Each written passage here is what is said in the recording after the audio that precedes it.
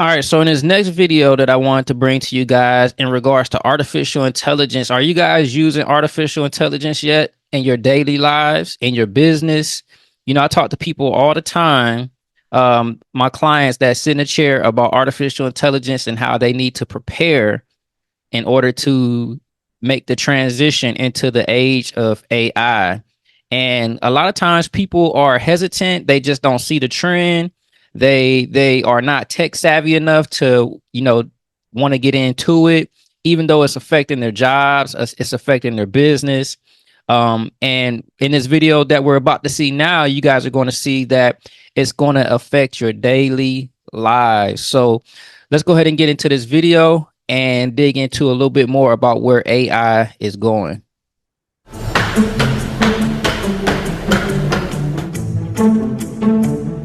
Hey Digit, take the box with the heaviest animal and move it to Tower 4. This is Digit, a robot who sort of looks like a person, hence the name humanoid robot. Technically, these are called bipedal humanoid robots. Using semantic intelligence, it's able to interpret commands from people and then make its own decisions about how to act. So the goal is for him to be able to interpret normal human language, to say, hey, I need you to pick this box up. Help me out in this instance. Is that where you see? Did y'all peep that she said pick it up from the heaviest animal? Meaning that the robot is interpreting the size and the weight of an object? That's crazy. It's going.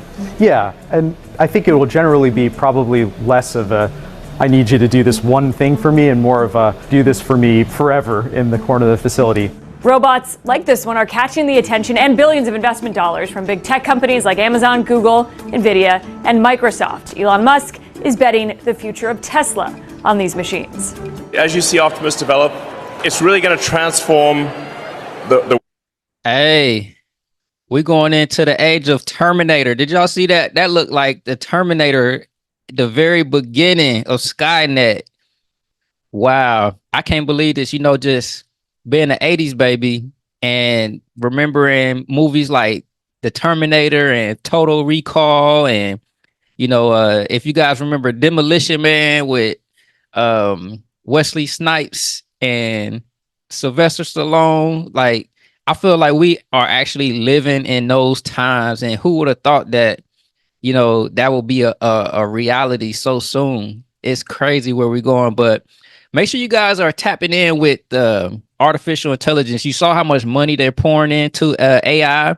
And, as investors, and business owners, we want to pay attention to where the money is flowing to. All these angel investors are investing in tech and AI. And that means that, from the top, there's going to be some things, some products and some use cases that come down to the consumer level that's going to revolutionize the way we do things and change things. So it's always good to stay up to date with what's going on with technology. Well, I think to a degree even greater than the cars. Some also argue robots like Digit can solve the world's labor crisis, filling jobs that are too dangerous or that people simply don't want. They may even replace an aging workforce as people around the world have fewer kids. Today. See? So if they replace the jobs, what type of work are you guys, what's going to be available?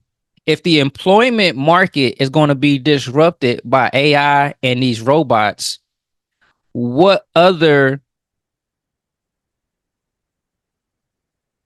market can people go into in order to make a living? To me, personally, I believe, you could say you heard it from me first, the creator economy. The creator economy is going to be the solution to job loss in the employment economy. We already see the beginnings of that right now. I've done a video on that, but I haven't released it yet. I have to schedule that out for you guys. But there's a video that I've done where, kids are going to school to learn how to become content creators now. People are losing jobs because they've been becoming content creators while on the job. So there's a battle going on for a person's time between the employers, the employment economy, and the creator economy. They're both battling for a person's time, and that person gets to choose how they're going to make their living, how they're going to make their money. Are they going to be an employee, or are they going to be a creator? Make sure you guys subscribe to the channel and tune in for that video, because it's a banger, the one that I got coming for you guys about the creator economy. Let's keep going. In manufacturing, we're short about 300,000 people, and it's something very similar in warehousing and logistics. So we're somewhere around 700,000 jobs we can't fill. The idea of robots isn't exactly new. The Here I Jetsons. am, sir. So why all the sudden attention? The big driver, artificial intelligence. Man. These bots have seen Hey, that Jetsons cartoon, man. That was the stuff. The George Jetsons. They had flying cars. They had robots that clean. You could push a button and get your food. Man, that was pretty nostalgic right there. That just brought me back. Took me back in time to a better place and a better day. So I appreciated that right there, man. Let me know if y'all used to watch the Jetsons. leaps in what they're capable of in just the past few years, thanks to AI. Generative AI is really a key unlock overall for what you can get a robot to do, let alone a humanoid robot. Robotics is where AI meets reality. We are really at the cusp of solving one of the grand challenges of humanity. It'll change labor forever. There is probably a need in the future once the humanoids get a bit more clever, a bit more perhaps autonomy. But until that point, I think the market will be fairly limited to PR spectacles. It all sounds great, but will we ever trust robots working in our houses, schools, and nursing homes? Will they ever be safe enough? And how lifelike is too lifelike? And how should the U.S. You know, that's a good question. So the question that she asked was, you know, will we ever feel that it's safe to have robots working in our house? And we already do. You know, your cell phone is the prototype for that. I mean, it doesn't move and have movement and things like that, but, you know, it can listen to you. You know, you could talk to it. It could perform functions, you know, with the apps. And a lot of these things that, you know, AI and the robots do is through applications. You know, it's all software. You know, everything that we do in the world is done through software now. You know, everything is software. So in a sense, we already do. It's just going to, I think we've proven to ourselves that we are very good at taking baby steps into making ourselves feel comfortable with new technology, if that makes sense. You know, we don't just bombard ourselves with new technology to where, you know, we're causing ourselves harm. You know, we do a very good job of adapting into new technology. And that's the reason why I don't understand why so many people are doom and gloom when it comes to new technology being created, because everything that we use today, our grandparents, our great grandparents, they all would have said that these things are dangerous just because that they were not from this time period. So there's a sense of relativity that's going on that we have to be aware of. And when you are not able to pull yourself out of the situation and look at the timeline and just to see how humans behave, you know, throughout time when it comes to new technology, we do a very, very great job with adapting. I should say our children do a great job with adapting to new technology. And it's up to us as the parents to make sure that we create the frameworks for the children to be safe as they come up into this new technology. So the conversation should take place, but the perspective of doom and gloom, I'm just not for that. If you think that this is all going to end like the Terminator, I don't think like that. That's a horror movie in a sense. You know, that's fantasy. We're not built like that.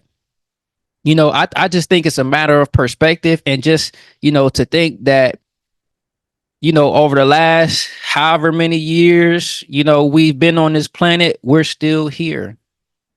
We're still here. We're and I don't think that we're the first technological society to exist on the planet, but we're still here. So, what about the past? Where did the technology, why didn't the technology destroy us before?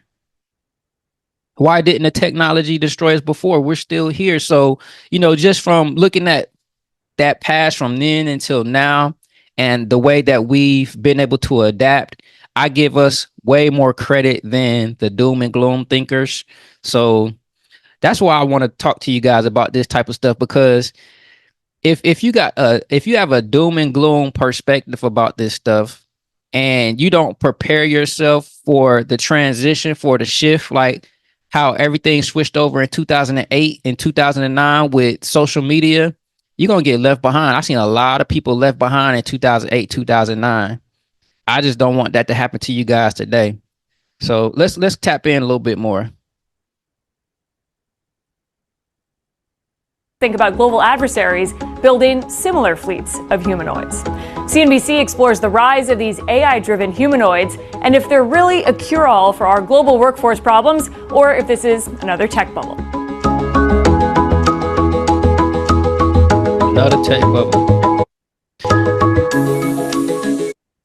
All right. So make sure you guys go tap in with that video. That's a pretty long video. I'll make sure I leave that link in the description so that you guys can go check that out. But, as I said before, make sure you guys protect yourself against having that doom and gloom perspective, because history just doesn't say that. History doesn't say that we're going to destroy ourselves and we won't exist anymore. There'll be some challenges that we need to face. There'll be some regulation that needs to be put in place. But overall, from a greater perspective and in a greater sense, we're still going to be here. We're still going to advance.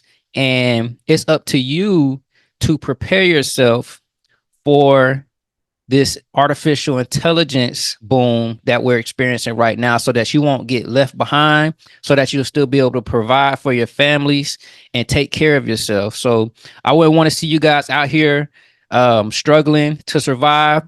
Make sure you guys consider the creator economy, because I definitely strongly believe that when all these jobs are being impacted from AI, the creator economy is going to be right there welcoming you to come into it and have an opportunity to make a chance to take care of yourself and your family. So if this video resonates with you, make sure you guys hit that like and subscribe button. Make sure you check the link in the description for my mastermind community. We'll dig more into this subject.